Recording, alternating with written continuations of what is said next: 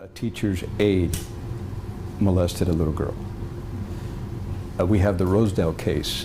That's the girl who was sexually assaulted. It wasn't a school teacher, it was a sexual assault by another student on the bus.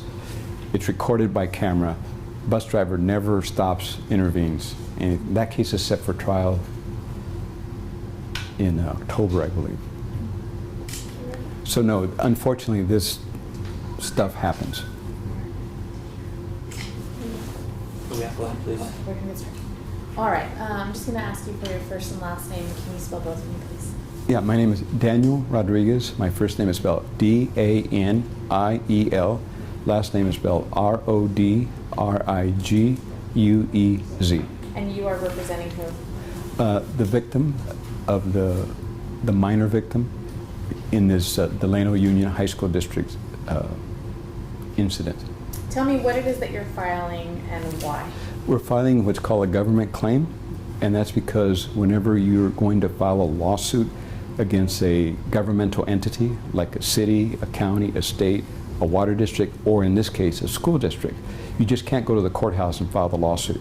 A precursor, something you have to file before then, is called a government claim. It's got to be in written form, and you have 6 months from the date of incident in which to file it. The school district, in this case, then has 45 days in which to accept or reject the claim. No matter how clear-cut a case is, no matter how outrageous, the school districts always reject them. So what is it that you guys are asking for in this government claim? In this case, we're going to be asking for a monetary damages award, money in this case, because that's the only thing that can be done in a civil case. This is not a criminal case. In a criminal case, the goal of a criminal case is to punish the person by putting them in jail. The civil case is basically, you can do several things, but one of them includes where you're saying, we're going to hold you accountable to pay for the harm that you did, not in terms of time, because you can't put a school district behind bars. You can only make them pay money. It's called money justice. Now, who is named in this lawsuit? I see a number of defendants, per se. Yeah, several. Starts off with the school district. Then it's the former, I believe, superintendent or principal, the current principal, the current vice principal, the school board member, who happens to be the mother of the alleged perpetrator in this case, and the perpetrator, alleged perpetrator in this case, and his buddy, the other school employee. And what are you guys trying to prove here? What is the claim that what happened?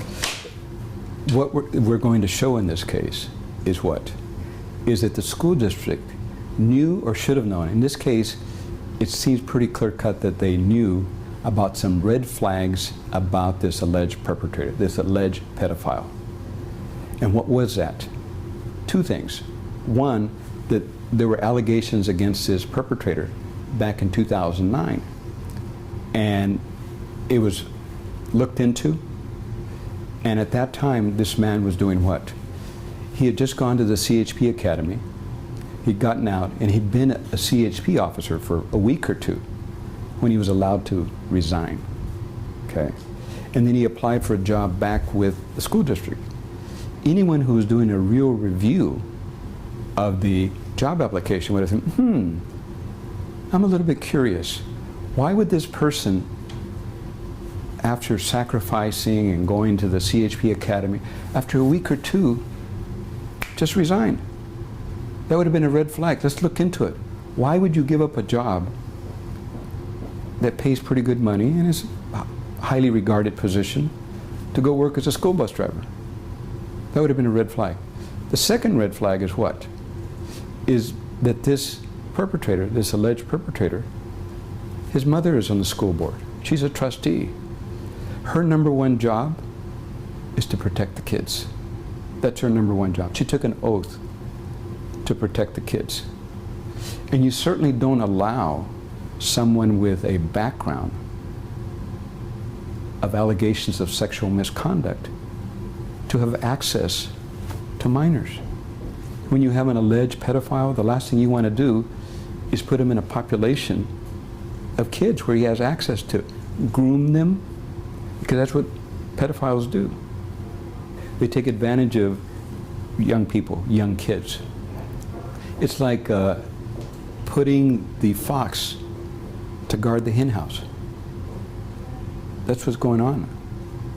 And so at the very minimum, this school board trustee should have said, well, you know, I don't believe the allegations against my son, but just to be on the safe side, I want the school district to make its own determination and look into it. Was that ever done? We're going to get to ask her that question. According to the media reports, they never even bothered to call his references. When they looked at his employment history and saw the CHP, again,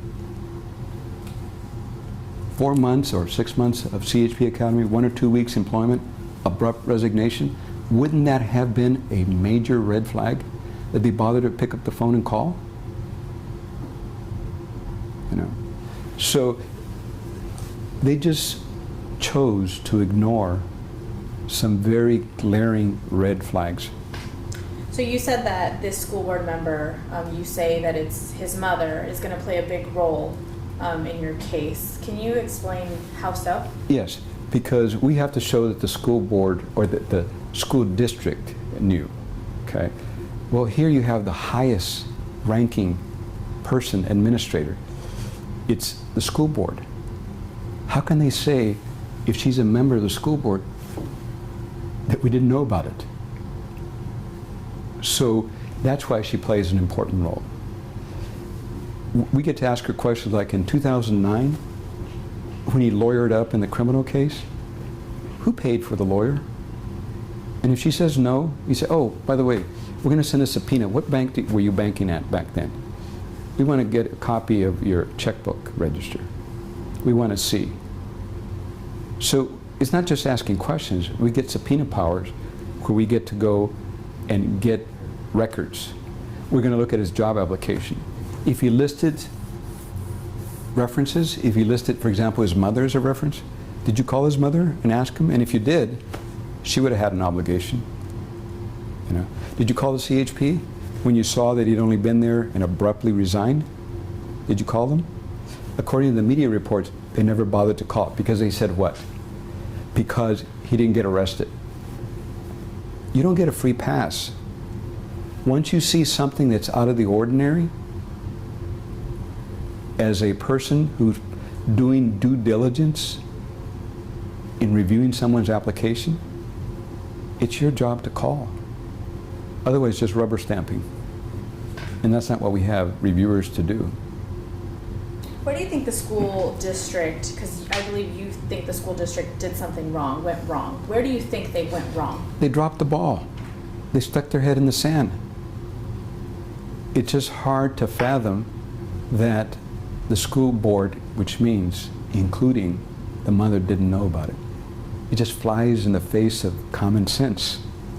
And again, she can deny it, but we get to drill down. We get to look at those bank records. We get to look at different things. We get to look at that job application. So what did they do wrong?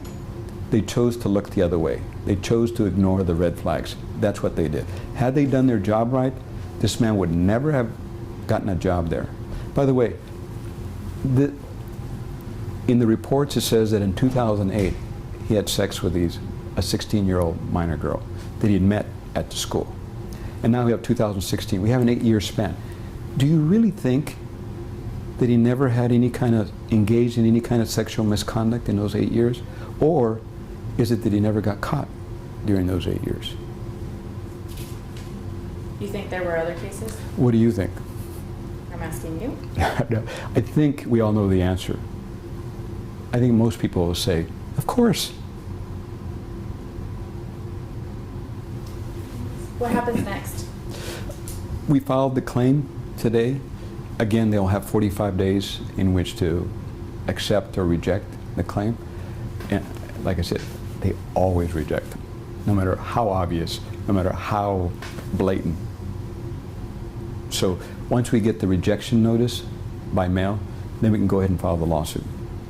Do you think this lawsuit is going to give your client justice? Do you think this is what they're looking for? It's called, justice is another way of saying what? Accountability. And accountability is a glue that keeps our society together. If you don't hold people accountable, can you imagine People would sign contracts knowing there's no consequences. People would blow stop signs knowing there's no consequences. It would be mayhem. It would be chaos. That's why we have accountability. Anything else you would like to add about this claim that you guys are filing? Or that you have filed? Oh yes, in this case. You asked me earlier, what do we have to show? And I said that the school district, here we have a school board member who is hard to believe she wouldn't have known. We have a fellow school employee. We have the assistant vice principal, Mark Rodriguez, no relation. His office is where? Right there with the other student affairs specialists. You have this Johnny Brito guy. And I don't know, what do young people call that now? A wingman? You know? So it's hard to believe that the school district didn't see all this alleged perpetrators' interactions with these young girls.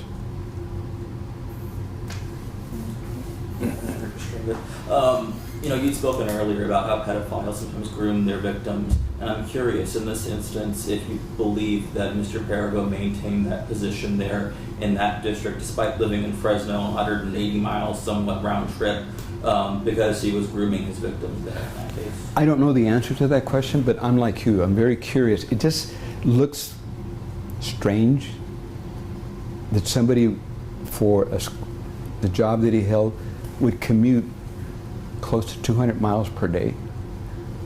It looks strange that a job with the CHP after 4 months of academy and just two weeks on the job.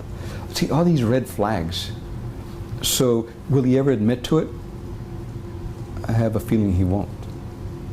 Okay. Your client had mentioned in police reports and told officers that the sex was always consensual.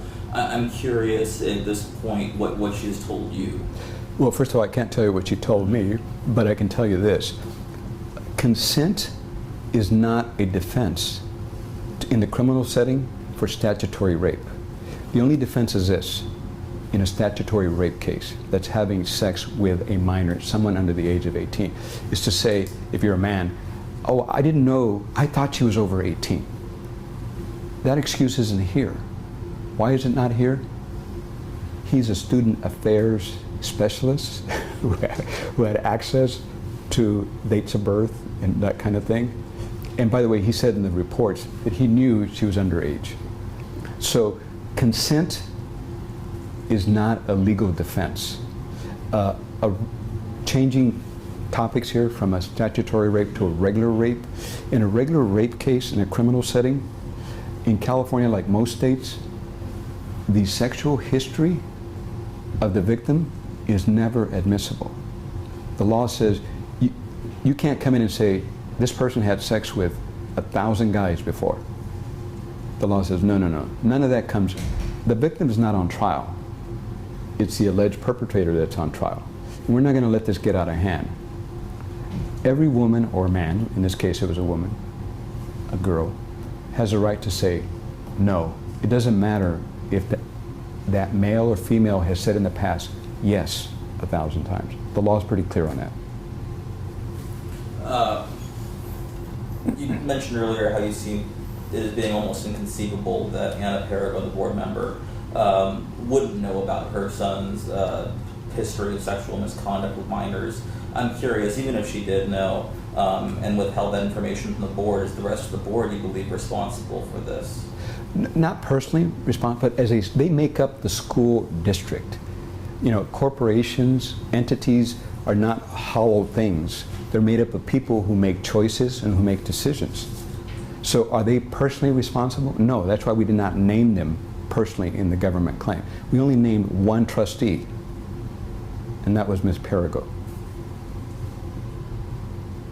Do you think the district was putting children in danger by having what you say is an alleged perpetrator? You're saying that. Mm-hmm. Do you think that, you know, you believe that there was other instances, is what you said a few minutes ago? Yeah, it just makes sense.